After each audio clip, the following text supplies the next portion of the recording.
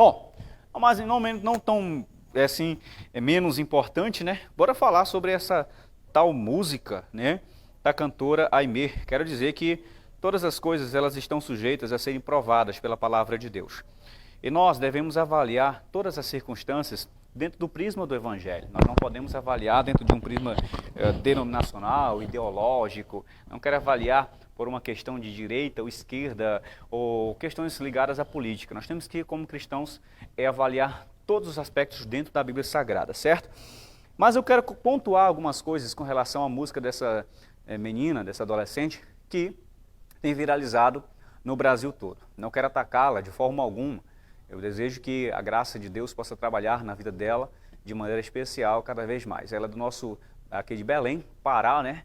E embora a música possa apresentar algumas coisas bem ligadas, né, ao ensino ideológico esquerdista, mas nós podemos aproveitá-la para pregar a palavra de Deus, porque a música em si, quando você olha para ela, você percebe que ela traz e relata problemas no cenário religioso, no cenário do governo e no cenário social, beleza? Mas, em primeiro lugar, nós temos que entender uma coisa. Antes de nós apresentarmos os pontos positivos, nós podemos aproveitar para pregar a palavra em cima disso, quero apresentar os pontos negativos do que eu consigo encontrar nesta música. O ponto aqui que nós temos que colocar em primazia é que a música, quando ela fala sobre a igreja, certo? Eu quero colocar na sua mente que, em primeiro lugar, não é a igreja verdadeira, ou a igreja militante, né? Ou a igreja remanescente que cabe dentro dessa música. Porque a igreja remanescente, a igreja verdadeira, ela sempre esteve fazendo a obra de Deus. Ela sempre esteve realizando obras de caráter positivo na sociedade, certo?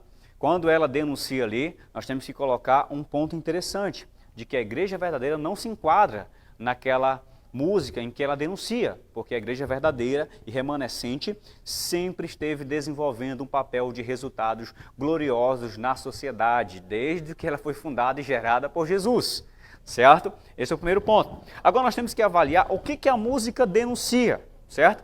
Ela denuncia, quando se trata de área religiosa, coisas que acontecem desde a época de Jesus. Desde a época de Jesus. E nós vamos aproveitar isso para pregar a palavra de Deus, certo? Ela também é uma crítica social, certo? É uma crítica social e ela também traz críticas na área do mundo religioso. Mas quais são os cuidados que nós devemos tomar quando ouvimos essa música? O primeiro cuidado que nós devemos tomar é em não literalizar ou generalizar as coisas. Correr o risco de cair em um extremo, né, ou em outro extremo. Nós devemos que ter, de fato, uma visão equilibrada dessas coisas. Como eu disse, a igreja militante, remanescente, não cabe nessa música. Mas, infelizmente, nós entendemos que a sociedade não possui um filtro do Evangelho. O primeiro ponto, cuidado que você e eu devemos tomar ao ouvir essa música, é não literalizar. Não pensar que todas as igrejas são como ela está denunciando. Que todas as igrejas, todo o povo de Deus, de fato se enquadra na denúncia da música, certo? Pelo contrário, a igreja remanescente, ela é, de fato, a maior instituição que exerce resultados poderosos na face da terra, sobre o mundo, sobre as pessoas. Esse é o primeiro ponto e o primeiro cuidado que nós devemos tomar. O segundo cuidado, gente, é que a gente, queira ou não, a música vai trazer, ela traz, é o fato de que a música ela não pode se tornar desculpa, mas ela vai se tornar desculpa para os desigrejados, para pessoas que só querem uma desculpa para não ir para a igreja ou no sentido de tempo, para frequentar ambientes congregacionais, de reunião de pessoas. Tem pessoas que só querem uma desculpinha para dizer, eu não vou para a igreja porque a igreja está cheia de defeitos, está cheia de problemas, eu prefiro ficar em casa. Mas na verdade isso é antibíblico, pois congregar e ajuntar-se com o povo de Deus em prol de buscar a Deus é um mandamento bíblico e faz parte do corpo de Cristo, beleza? Um ponto interessante é que nós devemos tomar cuidado para não generalizar e segundo, para não fazer da música uma desculpa para não congregar, é claro, e com certeza isso já se tornou, vai se tornar essa música uma desculpa para os desigrejados. Outro ponto interessante que nós devemos avaliar, queridos, é porque essa música, ela pode, ou se não já se tornou, uma arma, né, contra a igreja, para sistemas ideológicos, né, que querem, de fato, qualquer pontinho para falar mal do povo de Deus. certo? Principalmente na área de esquerda, que querem qualquer circunstância dentro da cultura para atacarem, né, a igreja como um povo que de fato não exerce aquilo que prega. Então esses são os cuidados que a gente tem que tomar. Não literalize, certo, aquilo que você ouve na música, certo? A igreja remanescente não se enquadra ali, tá bom? Outro ponto, não faça dessa música uma desculpa para você não congregar. Não se encaixe no grupo dos desigrejados. Outro ponto, não caia no erro de tornar essa música uma arma contra a igreja. Beleza? Isso é que nós temos que avaliar. Agora vamos avaliar a música. Teologicamente, muita gente diz que a música não tem nada a ver. Você que pensa. Tem coisas ali que realmente não tem nada alinhado em harmonia com o Evangelho. Mas tem coisas que ela denuncia que já existem desde a época de Jesus, que os apóstolos falaram. E que inclusive, gente, a palavra de Deus ela é aberta a todos. Jesus, na carta, por exemplo, de João ao Apocalipse, existem 7 cartas direcionadas ao povo de Deus, com correções, certo? Em áreas que precisam ser estabelecidas. Agora vamos avaliar em primeiro ponto. Ela fala o seguinte, ela começa cantando assim: fazemos eventos para nós mesmos. Em primeiro lugar, a gente tem que entender que fazer evento não é errado. O povo de Deus, pelo contrário, é um povo de festas. É um povo que sempre comemorou, que sempre produziu eventos. Eventos esses dos quais vidas são transformadas, são edificadas, certo? Mas qual é o ponto que nós devemos aproveitar para denunciar aqui, dentro dessa música? O ponto que nós devemos aproveitar para denunciar, queridos, é a questão, certo, não do evento em si, certo? Mas é contra o ativismo religioso morto, inerte, estético e estéril, que não se desdobra em obras e testemunhas vivas para fora.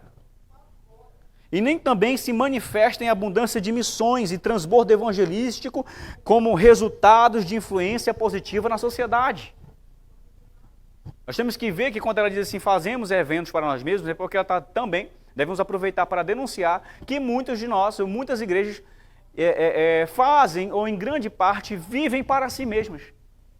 A igreja falsa, em grande parte, do que ela realiza como atividade religiosa, tem sido para ela mesma. Agora deixa eu trazer para você, eu vou trazer uma base de uma pesquisa, tá? Já a gente retorna para a palavra. Uma pesquisa foi feita sobre a igreja no Brasil, e essa pesquisa, inclusive, foi declarada pelo Hernandes Dias Lopes, uma grande autoridade expositiva no Brasil, de que 90% das atividades da igreja é feito para ela mesma, 10% é feito por perdido. Avaliando, nós devemos entender que eu disse que o problema em si não são os eventos, mas devemos reparar, de fato, e avaliarmos nossas questões em relação a isso. Porque o povo de Deus sempre foi um povo de festa, mas essa pesquisa apontar que 90% das nossas atividades são feitas para nós, 10% é para o perdido, nós temos que aproveitar e nos reavaliarmos, certo? É um ato de reflexão que eu chamo você que está me acompanhando nesse momento, ok? O ativismo religioso morto, inerte, que não produz, que nem se desdobra em testemunha viva, nós podemos observar também que isso nos leva a avaliar a nossa dormência como filhos de Deus. Dormência espiritual, que habita, muitas vezes, em nosso meio. O próprio apóstolo Paulo declara que nós precisamos despertar quando estamos em dormência espiritual. E a dormência espiritual, de fato, ela não produz atividade e nem se desdobra em missões e em atos evangelísticos nenhum. É claro que missões não se trata apenas de sair para fora. Missões, operarmos também em atividades religiosas dentro do templo, faz parte da obra missionária. Mas nós devemos avaliar, o ponto aqui é a atividade religiosa morta, de pessoas muitas vezes que só vão à igreja para se tornarem assistidores de culto, retornam para suas casas e não produzem fruto, não desdobram em missões, não exercem influência positiva na sociedade. Esse é o ponto que nós devemos aproveitar para pregar, certo? Esse é o ponto. Eu acredito que aqui possa ter esclarecido. Vamos continuar. A música diz também assim, estocar maná. Estocamos o maná. A música ela faz uma alusão simbólica ao povo de Israel, que queria estocar o maná, certo? Inclusive Eliseu Rodrigues faz um aspecto sobre esse ponto, que queria estocar o maná, e o próprio Deus disse que eles não podiam estocar o maná, porque se eles estocassem, se eles guardassem naquele mesmo dia para o outro dia, o maná ia apodrecer. ali, simbolicamente, como a Bíblia nos dá a oportunidade de aplicar, nos levam a entender que o reino de Deus, a palavra de Deus, estocar, maná, não é algo que deve ser vivido só para si. É algo que deve ser transmitido. É algo que não deve ser guardado para si. O reino de Deus não é para ser guardado para você. Nós devemos comunicar. Nós não devemos viver a vida cristã em prol de nós mesmos. Mas Deus escolheu ser amado no outro. E a vida cristã se desdobra nisso, certo? É um ponto importante nós observarmos também. Certo? Outro ponto interessante, ela diz, o reino virou negócio, né? Jesus já mostrou que isso já tinha acontecido. Quando ele denuncia os cambistas que mercadejavam a palavra de Deus. O apóstolo Paulo declarou também que existem aqueles que pregam por comércio. Isso é uma realidade já pregada, denunciada pela Bíblia. E acontece. A pessoa negar que isso exista, isso existe. Existem aqueles que pregam por comércio. Existem aqueles que pregam com um coração sincero. Certo? Esse é o ponto. E ela diz também sobre o dízimo, né? O dízimo importa mais que corações. A crítica aqui não é sobre o dízimo em si, gente. Mas eu acredito que devemos aproveitar isso para falarmos de lideranças que perderam a visão. A crítica também é um ponto para nós observarmos que o povo de Deus sempre viveu dos dízimos das ofertas. E é através dessas contribuições que nós expandimos cada vez mais essas obras. Certo? Mas devemos observar em reflexão a crítica e a denúncia. De que, Leonilson? De algo que acontece que o próprio Jesus denunciou naquela época em que falsos líderes gananciosos valorizavam mais a oferta a ponto de mudarem suas próprias pregações. O apóstolo Tiago também tratava esse assunto quando ele dizia que dentro da igreja tinham pessoas que tratavam os ricos melhores do que os pobres. Aqui nós podemos aplicar esse ponto. Tiago também fala sobre isso. E existem hoje muitas campanhas que giram em torno de barganhar com Deus dentro de sacrifícios de oferta. Isso também acontece. E, é claro, mas tem os lugares que são sérios, gente, onde as ofertas dos dízimos são aplicados, de verdade, etc. Naquilo que é primário, como edificação do corpo, a justiça, em ação social, obras missionárias e humanitárias. Existe pastor que realmente sofre, que chora, que é sincero e que dá a vida pelas ovelhas, certo? E que não perdeu a visão. E outro ponto interessante, o evangelho de fariseu, cada um escolhe o seu. Ela está certa.